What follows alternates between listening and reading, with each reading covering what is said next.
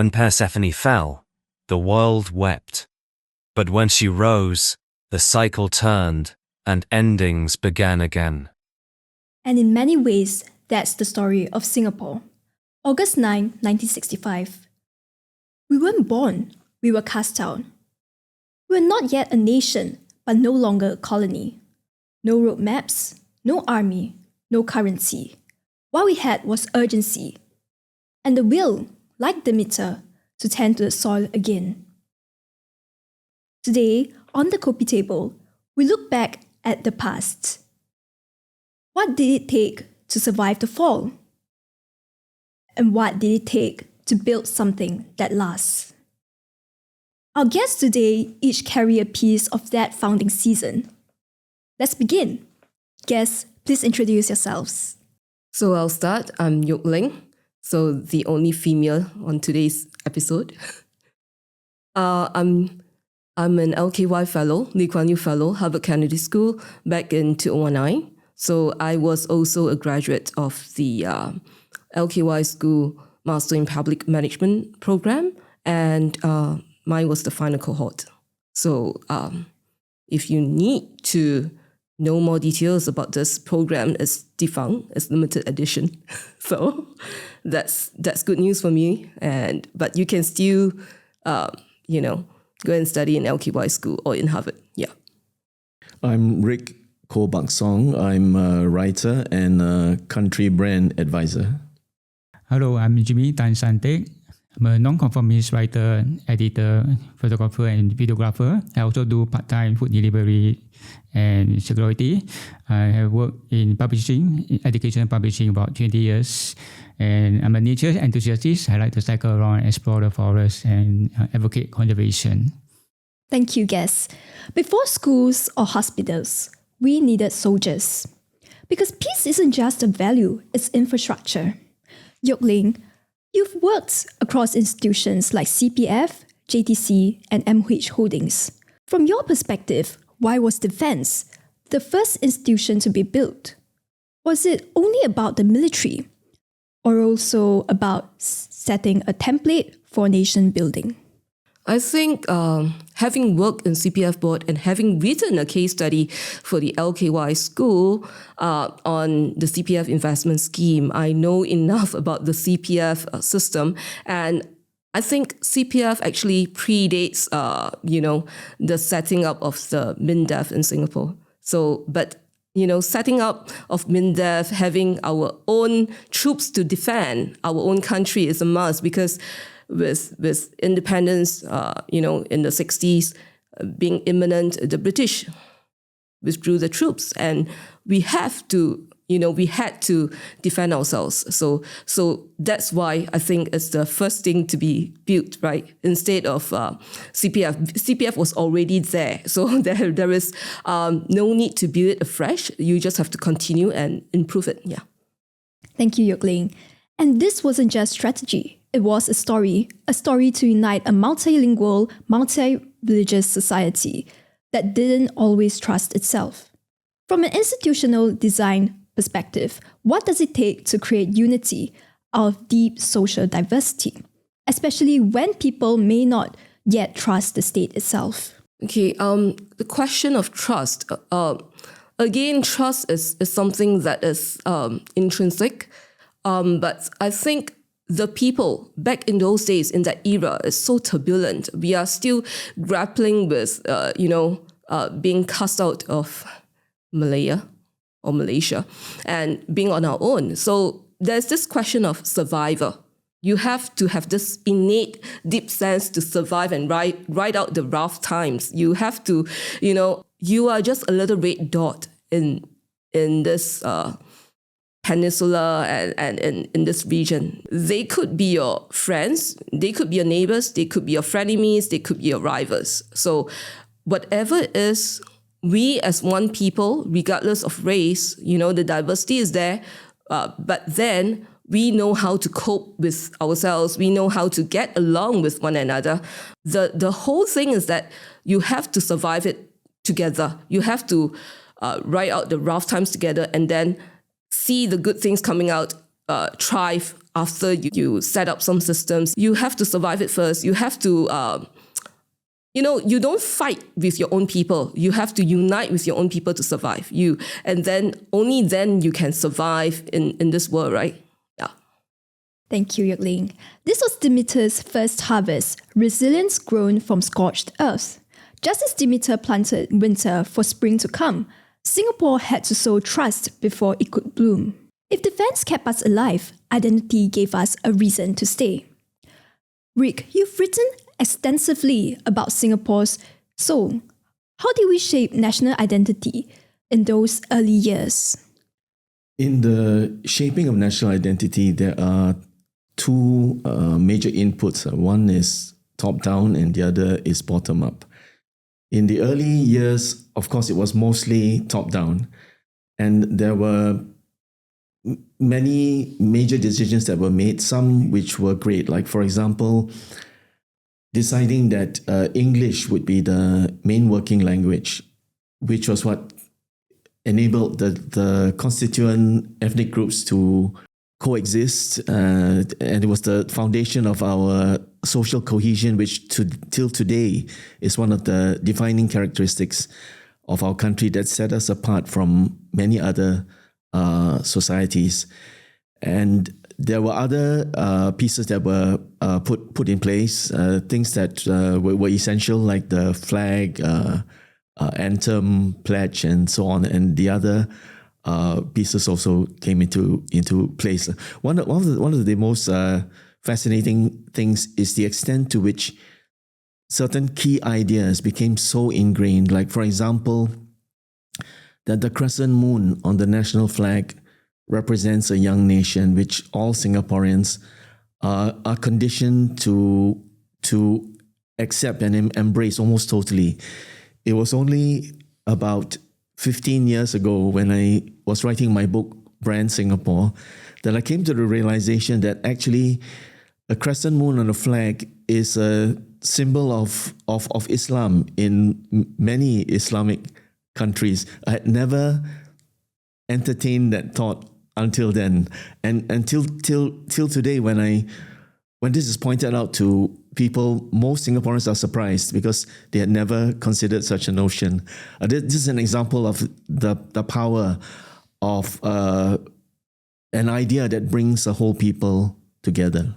I see. Was identity something we discovered or something we designed? This is where we can begin to talk about the bottom-up part of the shaping of national identity. And here it's a much more fragmented picture. The top-down picture is very clear. There is this common understanding among all citizens. It's kind of like Singapore is like a rojak, and the constituents, the individuals, and the ethnic groups retain their character. Like, for example, the cucumber still tastes like cucumber. You can still taste the crunch of the yu cha kueh. But what holds us together is the rojak sauce, the national ideas that we all embrace as citizens. When it comes to the bottom-up part, it's a bit, as I mentioned, a bit more problematic. Let's take, for example, the Merlion, created in the late 60s and early 70s to promote tourism mainly, but it was also part of our national identity. It's one of the national symbols. But the Merlion is a verb which the young people use to refer to what happens when you drink too much, right? And so I'm not sure to what extent they love and embrace the Merlion, or is it apathy mostly, and maybe there are sentiments that even come from the negative. There are many questions there which are worthy of further study. I see. Like the Demeter shaping the rhythms of harvest, these symbols gave Singapore a calendar of belonging, rituals, songs, and myths that reminded a young nation it could endure the seasons. Survival had an economic logic. If you can't feed your people, you can't govern. Yuk-Ling, how did CPF's early housing and savings schemes become more than financial tools, almost like a social compact? I think CPF is really a grand old institution, from even before Singapore gained its independence, right? It started before then. So the thing is that I talk about the need for survivor earlier on, So basically, trust would come along if you as one people, regardless of race, language, or religion, you band together to unite so that you can survive your competition, you can survive and make your mark in the world. So for CPF and other institutions, it's after you have banded together, after you have survived it, you have, survived, what's next? You want to have that sense of rootedness. You want to have that sense that you belong in Singapore, and CPF is used for your housing. That's why about 80% of people stay in CPF. I still stay in CPF, although I have my own private property. That kind of thing to keep you rooted to Singapore, to make you feel that sense of pride that, hey, as a Singaporean, you have a home to come home to. Not many have a proper house or home to go back to after working, So, and then JTC. So JTC is just a few years younger than Singapore. It's 50-something. It's more than 55, definitely. And the thing is that, in the early days, people talk about JTC, getting rid of the slums to make way for industrial development. But it's needed, right? It's needed. You need to have the place for, to have the factories to be built up, to have industrial development, to attract all the FDIs, the companies to come in, so that our people have got jobs. Yeah, so, and jobs is also about, you are working in Singapore, you're staying in Singapore, you're leaving, and more than surviving in Singapore, you're thriving in Singapore. So this is what the government has done for us, right? It's like the government provides us with jobs, with homes and things like that, so that you feel that, Singapore is worth living for. So this is the whole, is symbiotic, yeah. I see. And JTC is Singapore's industrial landlord. How did this work in the 1960s and 70s, anchor jobs, industries, and the promise of growth? I think JTC, at first, when it first started, it's all about the Jurong Industrial Estate. And I think the then DPM, Goh Keng Swee, really took a huge interest in it. He actually did a lot for JTC, and the other government agency under MTI, EDB, they are the ones who got in the investments, the companies. And I mean, in more recent years, it would be like Queen Bee projects like Rolls-Royce and all that. Yeah, Seletar Aerospace, the Jurong Rock Havens and all that. So basically, but in the early years, of course, it's all about industrialization, bring work, bring investments, making Jurong the hub, the industrial hub. And then, of course, now it's like, I mean, Jurong still is the industrial hub in a sense, but we have other projects, other more innovative projects. It goes with the times. But the main thing is that you have to have dedicated people for the industrial development of Singapore and the economic development of Singapore and the jobs. Yeah, PM just said, right? Jobs, yeah. Okay, this was another Demeter moment. CPF and JTC weren't just policies. They were silos of grain, storing trust for future harvests. They made survival not just possible, but repeatable. We often talk about infrastructure in terms of buildings, roads, and ports. But there's another kind of infrastructure, one that happens in the invisible spaces: trust, dignity, pride. Jimmy and have a strong background in communications. In today's landscape, how can a new generation of voices make an impact in Singapore's evolving political and economic climate? Thank you for the question. First of all, I would like to share that My views are my own. There are two parts to my questions. First, I would like to talk about the availability of platforms. And secondly is about the manner in which we use our voices to make an impact.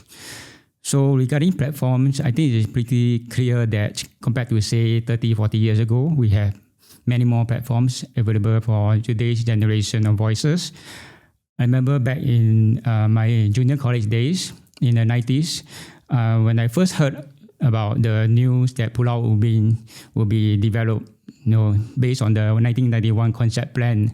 So the idea that there will be housing, MRT line and roads in Pulau Ubin really disturbed me. As a young student, I was very sad because I had taken part in the outdoor activities club in JSC. So we went hiking, camping in Pulau Ubin.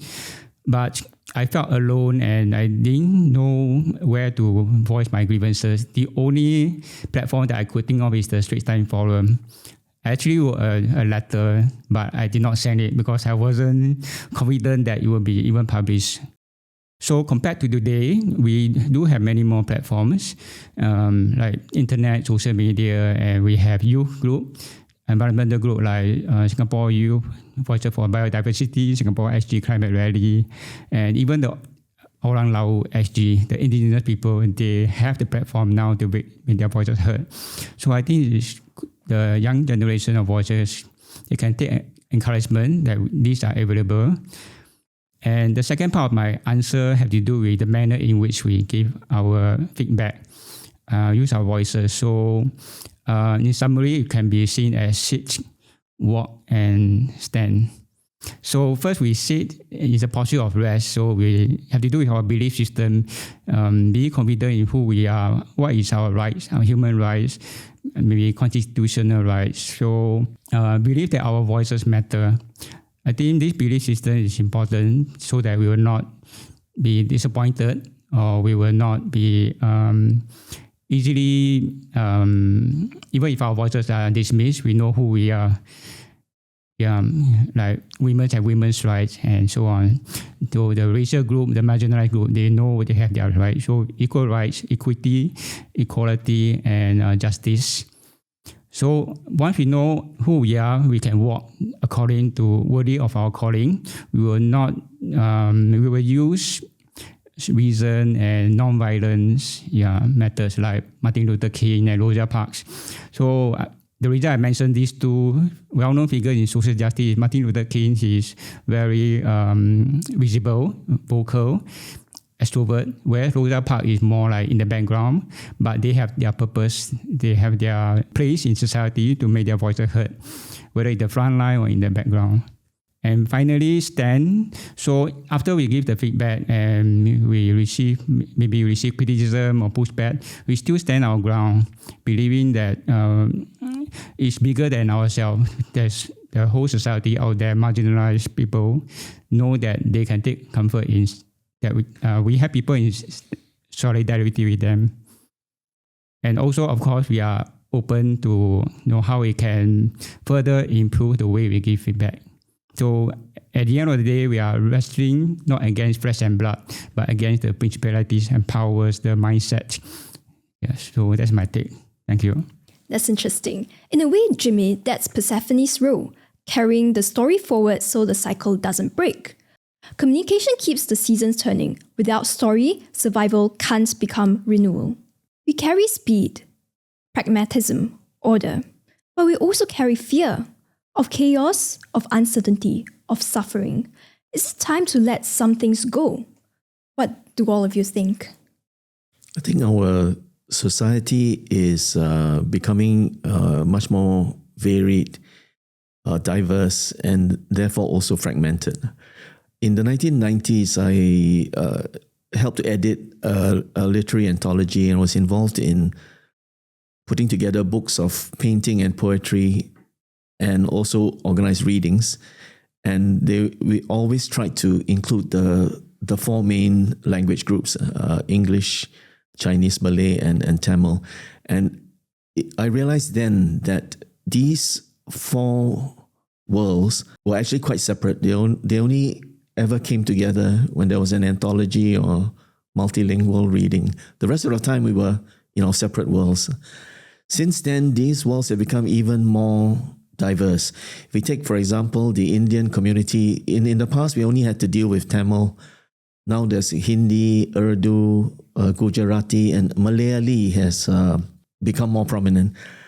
And then if you also include the rate of immigration that we have in our society and the high rate of intermarriage, so the Singapore of the future will be even more different from what we knew in the past and even what we're able to grasp now. Given this change and the fact, as Jimmy mentioned, that there is more space for expression, and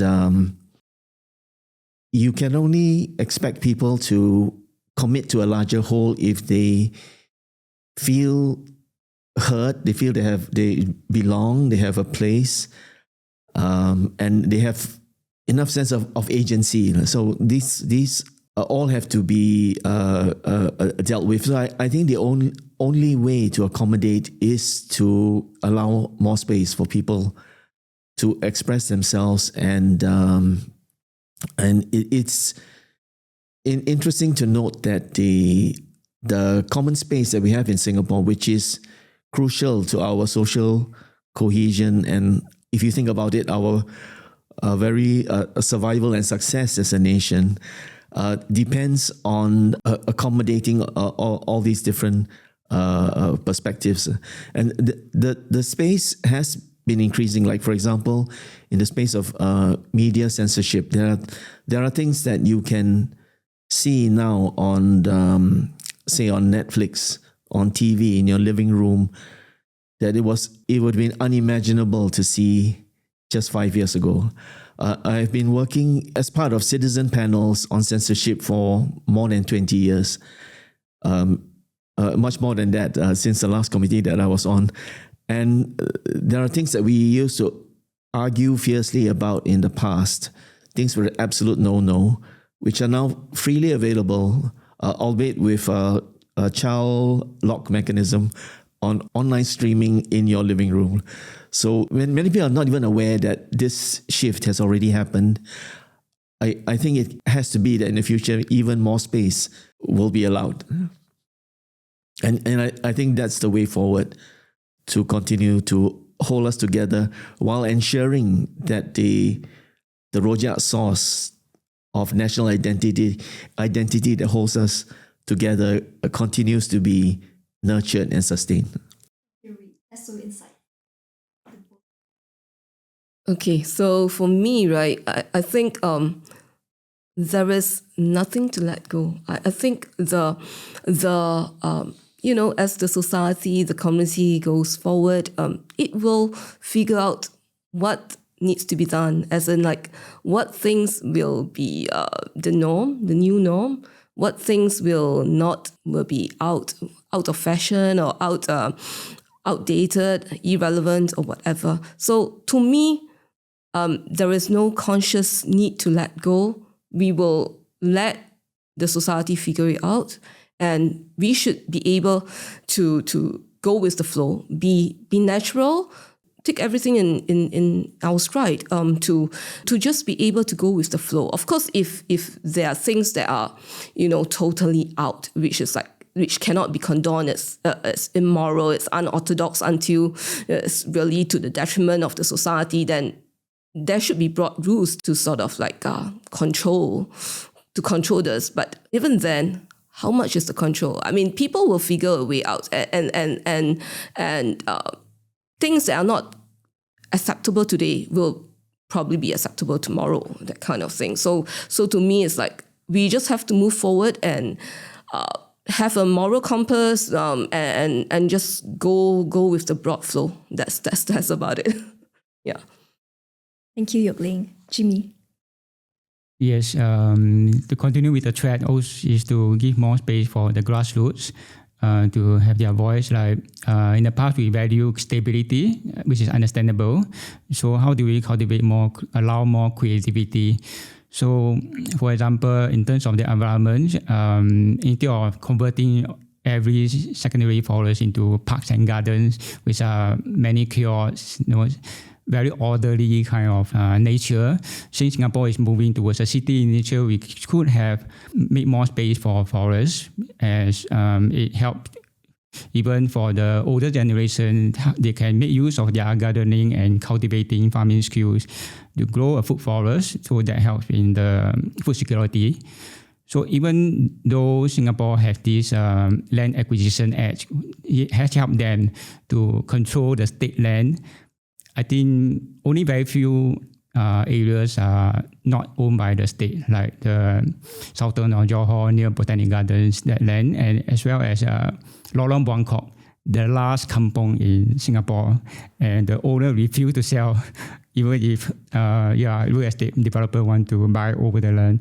So I think the remaining forests should, especially outside nature reserve, should be given space for the farmers and the hikers, nature lovers to enjoy forest bathing, hiking, because the forest is wild. It actually stimulates creativity, creative thinking. Instead of having signposts and information leaflet, which is like spoon feeding, that has its place, but we also need creativity in terms of the forest is like a university, whereas garden is like kindergarten. So we need both. Yeah. Thank you, Jimmy. Like Demeter learning that loss could be seasonal, maybe Singapore too must learn that not all uncertainty is weakness. Sometimes it is a condition for growth. In the myth, Demeter never got Persephone back fully. She had to adapt to a new rhythm. 6 months of presence, 6 months of absence. But in that cycle, the world found seasons, growth, renewal. Maybe that's what Singapore found too. Not perfection, but patterns. Not destiny, but design. And now the question isn't just, can we survive? But can we dare? Dare to trust. Dare to slow down. Dare to build. Not out of fear, but love.